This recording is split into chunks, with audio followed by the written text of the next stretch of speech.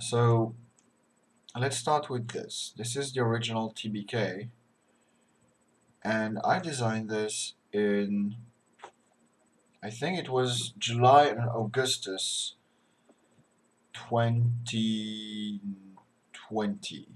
So that's basically more than 6 months ago. And you can see that it has a lot of edges and a lot of faces. And let me show you a bit how I went and did that. Is like I explained a bit on the last video, I started by creating this pattern here for the column and then moving it and adjusting it. However, I did multiple mistakes here. So the first mistake I did was the size of each switch was too big. So this is 14.4 millimeters and it should have been 13.9 because of my printer. And then I forgot to add, well, I didn't know I had to add the little inserts here. Those ones.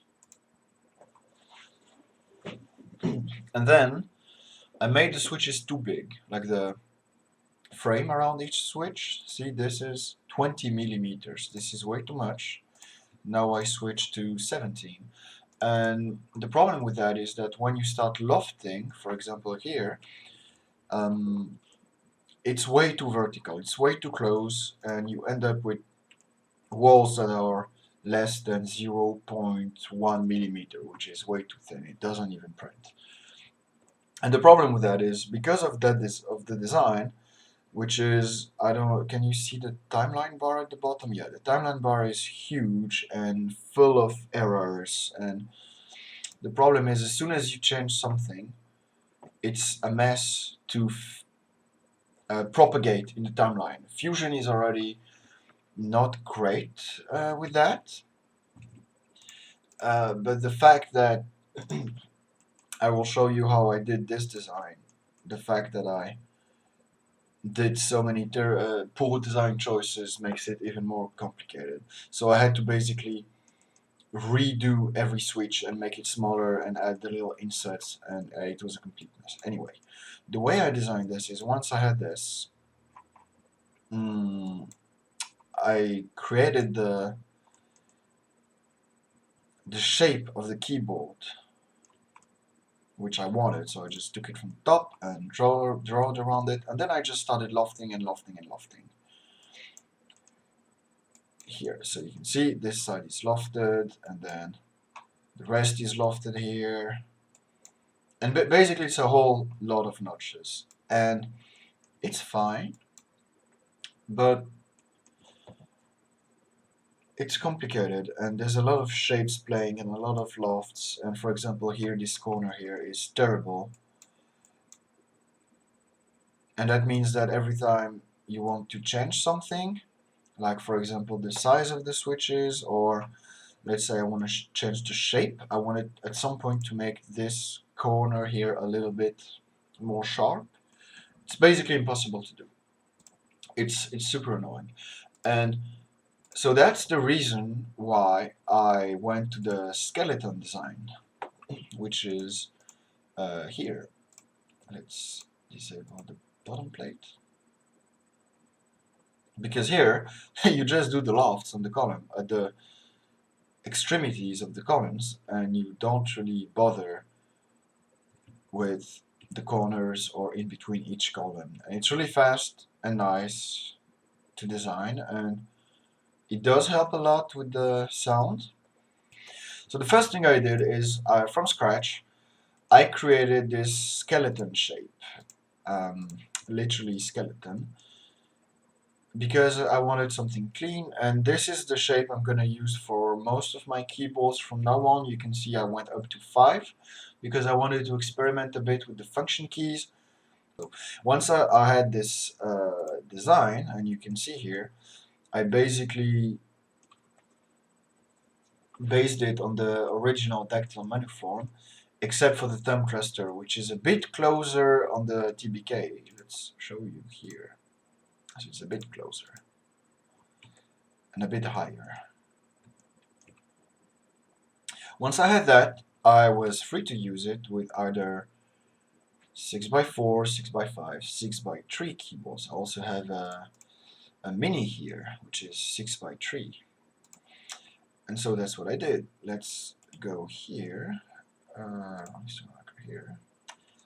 I imported it here. And as well as the thumb cluster keys, which are here. So that's the another version, which is of the skeleton thing, which is only 4 rows, as you can see. And so the first thing I did is, if you remember, I have RGB LED lights on my PCBs, and the problem is that they are at the south of the switch, so they will be somewhere like here. And so I need holes in the PCB. So I use SK6812 mini E's, and I have to go inside in the middle of the PCB, so they shine through the other side. And so that means you need a hole in the PCB. And if you have that hole too close to the edge of the PCB, then that can break. And it did happen to me, and I lost a whole batch of PCBs because of that.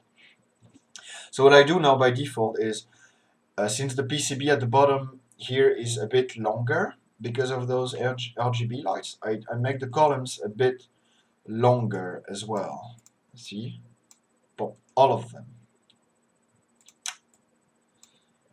Then I just connect all the columns together with lofts. And you can see here already, I talked about this a bit earlier, here, because the switch holders were too wide, you end up with walls that are really thin. Like this one is 0.7, and I think there was one that was 0.1, something ridiculous. Here it's easier because they're a bit further apart, so most of the walls are at least 1 millimeter, which is, for connecting the columns, it's totally fine. So what I did is I created the plate like this by using a combination of lofts and projections on planes and extrusions. I started with the back here. So that's the back of the keyboard, and I started by creating a plane a bit further away, and you can either make it vertical or you can make it parallel to here. Let's say that will be something like 30 degrees, 40 degrees, I guess. And I decided to do it vertical because otherwise the wall will have continued with a bit of an angle here, and that means that the back of the keyboard would have been higher than it is with the vertical plane. And I did want the keyboard to be as low profile as possible. And let me show you what the plane looks like, the sketch. So here you can see I just basically projected all those surfaces here. Let's go here. Yeah, I projected the back of the keyboard like this, and then I just lofted everything. Yeah, here. Then that was the back, then I did the right. And for the right, you can see I didn't do a vertical plane. I did, not this one. I did a plane with the same angle as the last column here. And the reason for that is that I tried both, right? I tried horizontal and with an angle, and I found that the best looking solution was on an angle like this, and it didn't add that much height to the keyboard, so I went with it. And so that's the back and the right, and then for the front and the left I did basically the same thing. That's it. And then that's easy, right? Because there's front, back, right, bottom.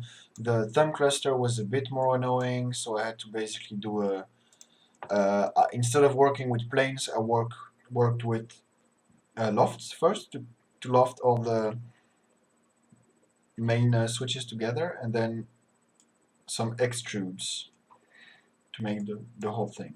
The point of that is that then I could have my plate, the shape of my case, which you can see here. So that's a 3 millimeter wall. I decided to make it very strong, and doing that was easy. You just look at the switches and you make a contour all around it that kind of encompasses all the switches, and you do want a little bit of margin for the PCB inside.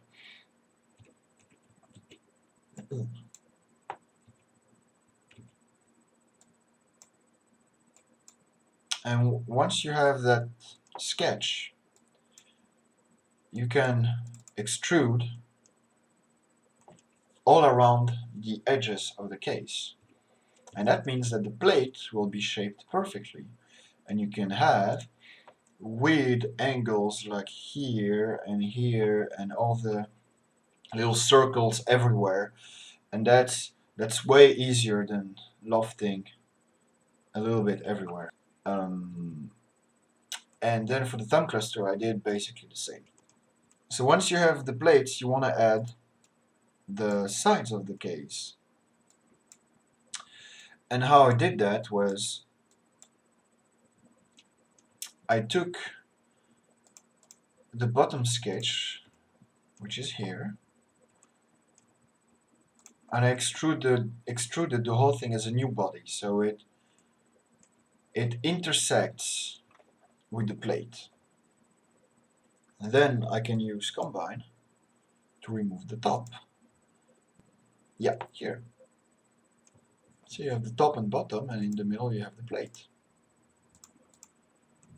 And voila, you have your walls, and they all come to the right height and everything. It's amazing. I'm really happy with this technique.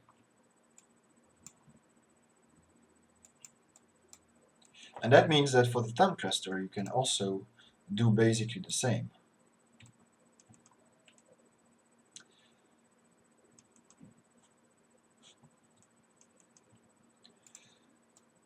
And then the rest was basically chamfering and filleting and everything, making the design nice. First, let's talk about this here. This is ugly. This cannot happen from the top. Even though the design looks way more industrial and way more square in a bit, I do like having a little bit of organic shapes everywhere. And the problem when you have this system with the combining is that when you do it for the plate and for the thumb cluster separately, then you end up with two very different shapes. And I think you could probably make only one bottom plate and then combine it with both of them at the same time and end up having not to do what I do. But I didn't really have the time to look into it. So what I did is I just combined everything and then just filleted here, so I could have a nice round. And then this was a problem as well, because it looks okay, I guess, but you can see that the plate here is going. So I just created a sketch on this plane here, and then extruded to the top, so I could have a nice flat surface here. And if you're wondering what this other extrude is, it's basically because otherwise I will have a hole here, so I'm just adding some matter here, so I don't have a hole in the case. Okay, then that step is easy. Just add fillet everywhere, and then the screw insert holes. Yeah, I did switch recently to a new type of screw insert, which is the ones used on the Voron printers, and they have a little guide at the top, which means you just have to drop them into the hole and then melt them in. You don't have to hold them like the previous one. They're really nice to use. And then audio jack and USB-C hole, and you can see here I'm always using the same dimensions, right? Because I'm using my elitzy shield PCB, which has an audio jack footprint, and I'm keeping the distance to 2 millimeters, so there's a 1 millimeter inset. And then I add the screw insets for the elitzy shield.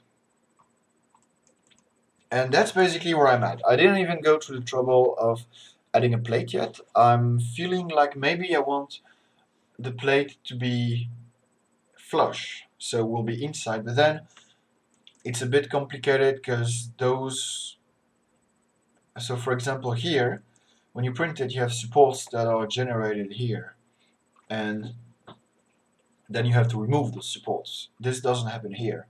If I make a flush plate, then those screw insert holes have to be a little bit further down, which means supports everywhere, and it will be very annoying to clean. And see, here's where it starts getting complicated. Um, because you have two components, right? You have the main plate here, and then you have the thumb cluster plate. And I wanted a hole here. I'm gonna show you on the mini. I wanted a hole in between the thumb cluster plate and the main plate to connect the ribbons, and just so it's easier to install.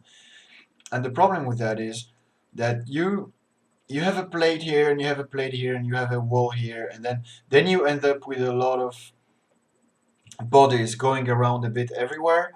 And I did play a lot with combining different things and extruding before and after combining.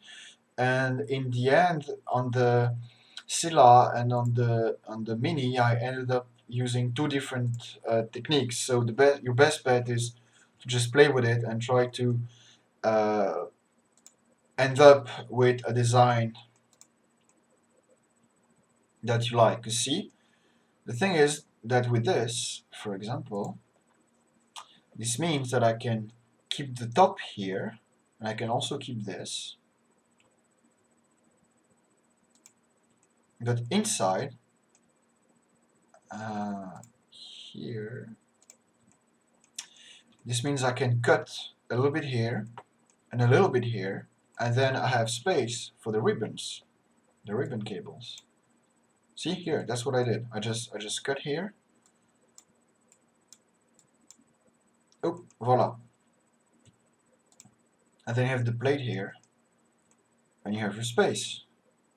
This is still going too far, and it did cause a problem a bit later, which I solved in a way I'm not super satisfied with. Let me put on some light here. It's getting dark in the Netherlands. It's 9 in the night here.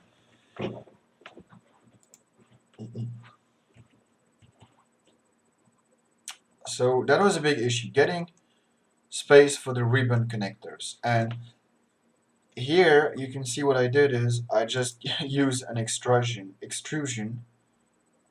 and I extruded into the wall. Yeah, that's the reason why I wanted a top and a bottom, because then otherwise you extrude and you end up cutting the top as well, and you want to keep the top because otherwise you have a hole here which is visible. Yeah, so the trick for fillet around is if you try to fillet everything at once. So let's say I'm gonna select everything here and here and here and here and everything. I could go all around it, but the problem is if one of the edges doesn't want to fillet, only one of them, the whole thing will not fillet, and that's very annoying. So what I like doing is starting really small and just filleting like maybe a few of them, and then you cannot see the secondary windows. But then in Fusion you have a window on the right with the fillet options, and then I can do multiple fillet at once. And then I just add another fillet. You can see this is the first fillet, and I'm gonna add another one on the side here. I'm also gonna make it 2 millimeters, and this works. And then I just go little by little all around it, and sometimes I stop, I save, I go back, and I continue again until eventually I have the whole case filleted. Thank you everyone, and have a great night, morning, whatever it is where you are. Bye.